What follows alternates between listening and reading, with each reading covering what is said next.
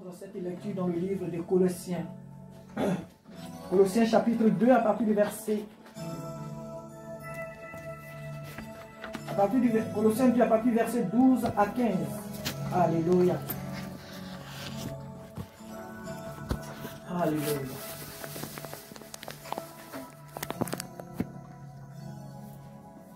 Nous lisons la parole. Ayant été ensevelis avec lui par le baptême, vous êtes aussi ressuscités en lui et avec lui par la foi en la puissance de Dieu qu'il a ressuscité des morts. Vous qui étiez morts par vos offenses et par l'incirconcision de votre chair, il vous a rendus à la vie avec lui en nous faisant grâce pour toutes nos offenses. Il a effacé l'acte dont les ordonnances nous condamnaient et qui subsistait contre nous, et il l'a éliminé en le clouant à la croix. Il a dépouillé les dominations et les autorités et les a livrées publiquement en spectacle en triomphant d'elles par la croix. Alléluia. Ici, il est question de la personne de Jésus-Christ, de l'œuvre qu'il a accomplie pour nous. La Bible dit qu'ayant été enseveli, c'est-à-dire que Christ étant mort et enterré, il n'y est pas allé seul. Jésus n'est pas allé seul dans la tombe. Il nous a amenés avec lui dans la tombe. Nous avons été ensevelis avec Jésus. Nous sommes allés ensemble dans la terre avec Jésus. Mais comment l'a-t-il fait? Nous y sommes allés avec lui par les eaux, le symbole qui est le baptême d'eau. Alléluia. Et donc, nous avons été ensevelis avec Christ.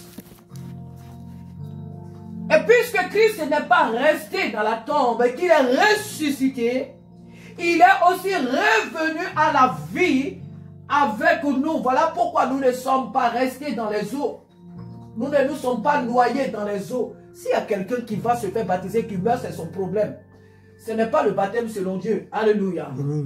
Nous sommes revenus à la vie. Lorsque les hommes de Dieu nous ont plongés dans les eaux, nous sommes ressortis de ces eaux. C'est le symbole de la résurrection. Nous sommes revenus à la vie avec Christ. Et toute notre vieille nature est restée dans la tombe. Le vieil homme est resté dans la tombe. La vieille femme, la vieille fille est restée dans la tombe. Et nous sommes devenus des êtres nouveaux, des êtres nés de nouveau. Voilà ce qu'a fait la mort et la résurrection de Christ. Voilà ce qu'ont fait la mort et la résurrection de notre Seigneur Jésus. Il dit, vous êtes aussi ressuscités en lui et avec lui par la foi, en la puissance de Dieu qu'il a ressuscité des morts. Il dit, vous qui étiez morts par vos offenses. Oui, nous étions morts. Le péché, c'est la mort. Le salaire du péché, c'est la mort. Et nous devons savoir que tout être humain sur cette terre sans Christ est mort. Toutes les personnes que nous voyons dans ce monde et qui marchent, apparemment qui respirent, qui ont du travail, qui sont en mouvement, qui font tout ce qu'elles veulent sur cette terre, nous devons savoir qu'aux yeux de Dieu, ces personnes sont mortes. Elles sont sous le poids du péché. Elles sont sous la domination du péché. Elles sont sous le pouvoir du péché. Donc elles sont des personnes aux yeux de Dieu mortes. Et voilà pourquoi nous devons nous aussi avoir les mêmes regards que Christ, les mêmes regards de Dieu vis-à-vis de ces personnes. Pas de manière à les mépriser, alléluia, pas de manière à les mépriser parce qu'elles sont sous le poids du péché. Mais nous devons avoir pour elles une grande compassion. Une compassion qui doit nous pousser à aller vers elles pour leur témoigner l'amour de Dieu. Alléluia. Vous qui étiez morts par vos offenses et par l'incirconcision de votre chair. Par l'incirconcision de notre chair, car le péché nous avait rendus incirconcis. Nos cœurs n'étaient pas circoncis. Le péché n'était pas séparé de notre cœur.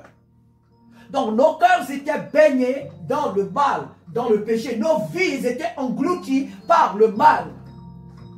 Nous étions dans l'incirconcision. Nous n'étions pas séparés du péché. Il vous a rendus à la vie avec lui en nous faisant grâce pour toutes nos offenses. Oui, c'est une grâce que Christ nous a faite.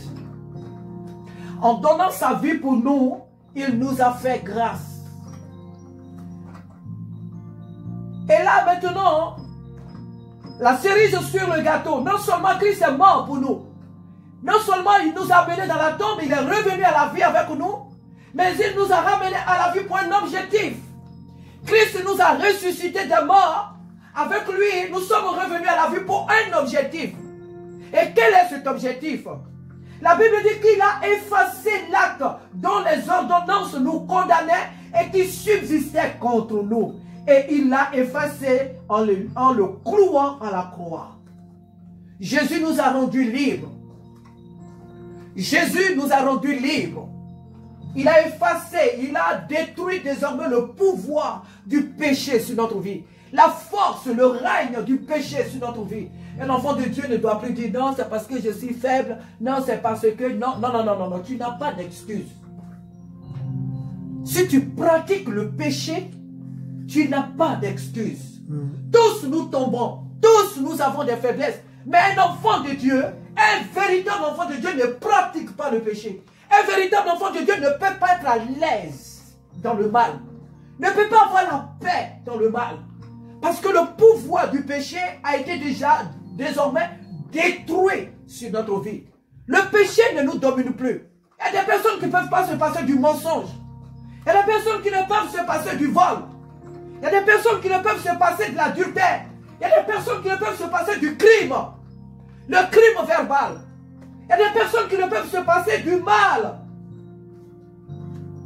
Et ça se dit enfant de Dieu. Il faut faire attention à sa vie. La Bible dit que l'acte qui nous condamnait, ça dit que le péché qui nous rendait coupables, Jésus l'a éliminé, il l'a effacé.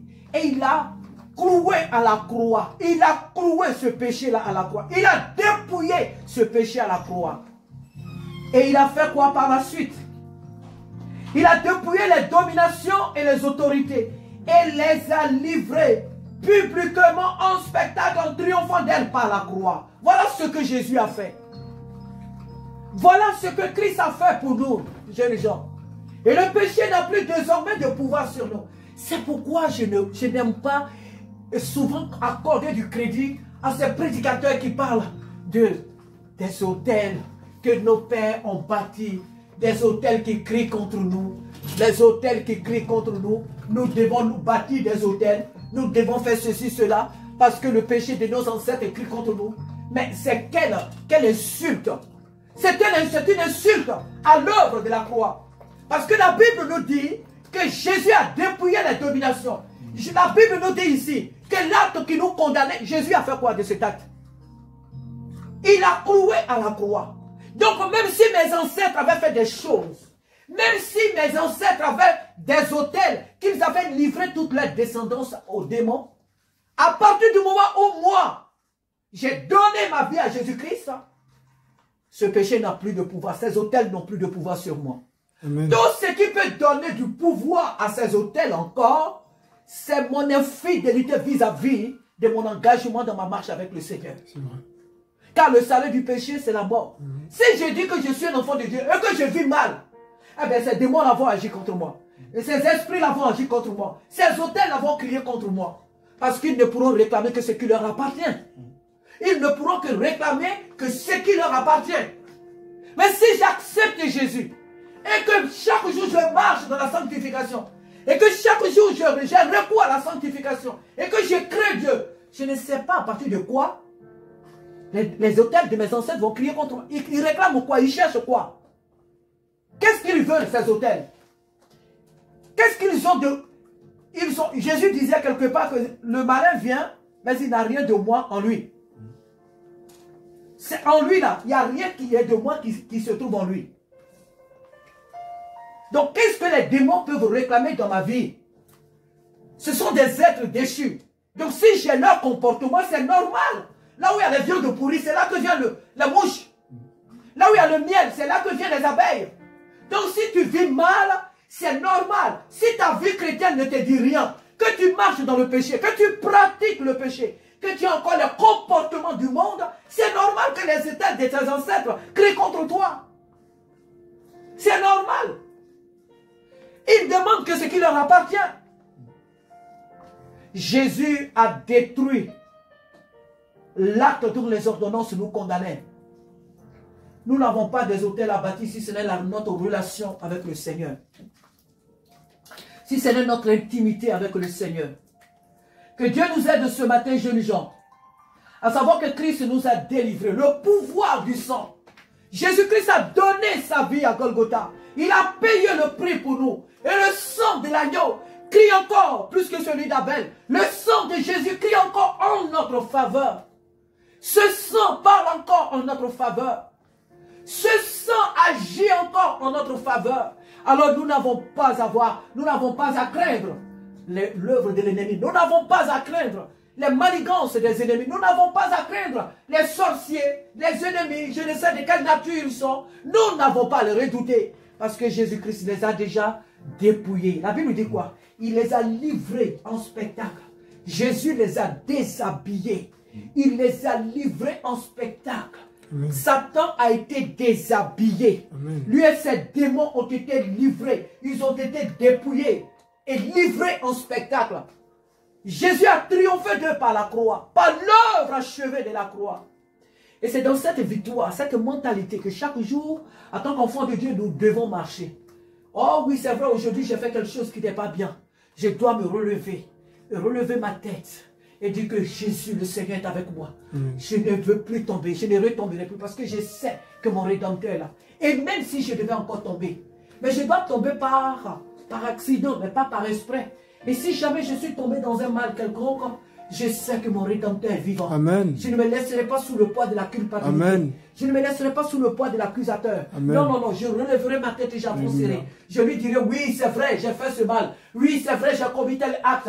Mais mon Rédempteur est vivant. Amen. Mon Dieu est vivant, il ne m'a pas abandonné. Amen. Mon Dieu ne m'a pas abandonné. Alléluia. Amen. Voilà la mentalité dans laquelle chaque enfant de Dieu doit marcher. Il ne doit pas se dire que oui, écoute, je suis faible. Oh non, je suis faible. Si tu es faible, c'est ton problème. Mais n'oublie pas qu'il n'y a pas de place pour les flegmatiques. Il n'y a pas de place pour les lâches. Non. Il n'y a pas de place pour les mauvais ou je ne sais quoi dans la maison de Dieu. Il n'y a pas de place pour les lâches. Il n'y a pas de place pour les lâches dans la maison de Dieu. On ne joue pas avec le péché. Le péché est dangereux. Le péché est dangereux. Le péché conduit à la mort. On ne joue pas avec le péché pour dire je suis faible. Tu joues avec ton salut. Tu joues avec ton âme. Tu joues avec ta vie. Et cela va te coûter très très cher. Cela va te coûter la séparation avec Dieu pour l'éternité. Voilà pourquoi tu ne dois pas jouer avec le péché. Quelle que soit sa nature, tu ne dois pas jouer avec le péché. On croit seulement que le péché c'est l'adultère, c'est le crime, c'est le vol. Tout ce que les gros titres, on croit que c'est ça. Le fait même de regarder quelqu'un. Elle dit mais regarde comment il est habillé. Ah regarde, c'est un péché. Le fait de les regarder même là. Lisons bien dans le livre d'Ésaïe 58, le vrai jeune. Dieu décrit des choses. Le simple même de regarder quelqu'un mal, c'est un péché. Parce que quand tu regardes, ton intérieur parle. C'est un péché. Et la Bible dit quoi? C'est de l'abondance du cœur que la bouche parle. Que ce matin, nous sachions que le sang de Jésus-Christ, a un pouvoir sur notre vie. Et c'est un pouvoir glorieux, c'est un pouvoir merveilleux. C'est un pouvoir salutaire. Et par ce sang, nous détruisons les œuvres du diable. Par ce sang, nous renversons les forteresses. Par ce sang, nous nous tenons debout. À lui seul soit toute la gloire au nom de Jésus. Amen. Amen. Alléluia.